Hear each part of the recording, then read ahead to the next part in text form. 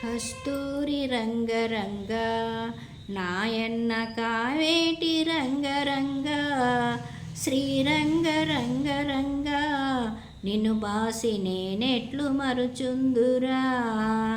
కంసుణ్ణి సంహరింప సద్గురుడు అవతారమెత్తినప్పుడు దేవకీ గర్భంబున కృష్ణ అవతారమై జన్మించెను.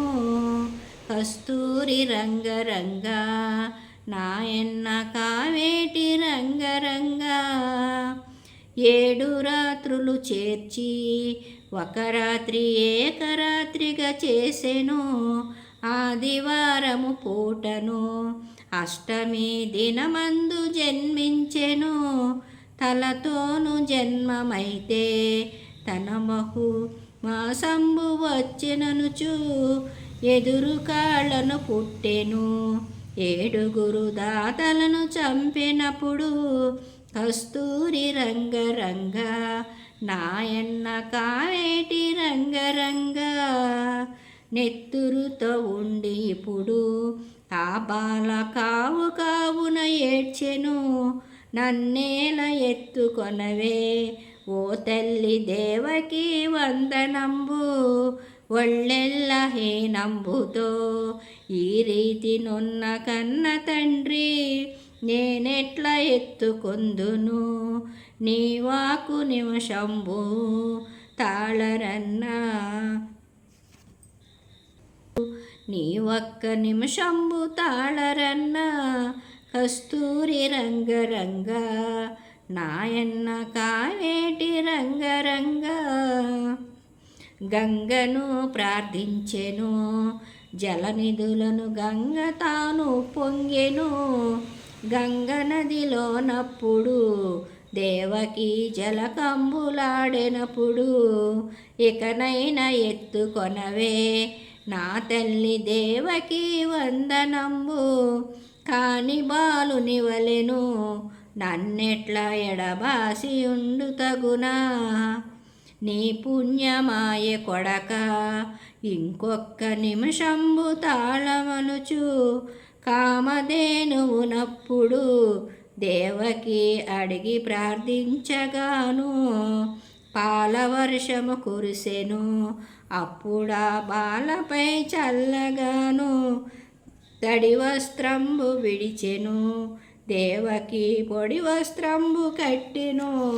కస్తూరి రంగరంగ నాయన్న కావేటి రంగరంగ పొత్తెళ్ళ మీదనప్పుడు ఆ బాలుడు చక్కగా పవళించెను. తన 2 హస్తములతో దేవకి తనయుణ్ణి ఎత్తుకొనెను. అడ్డాలపై వేసక ఆ బాలుడానందించెందము చందము చూచెను.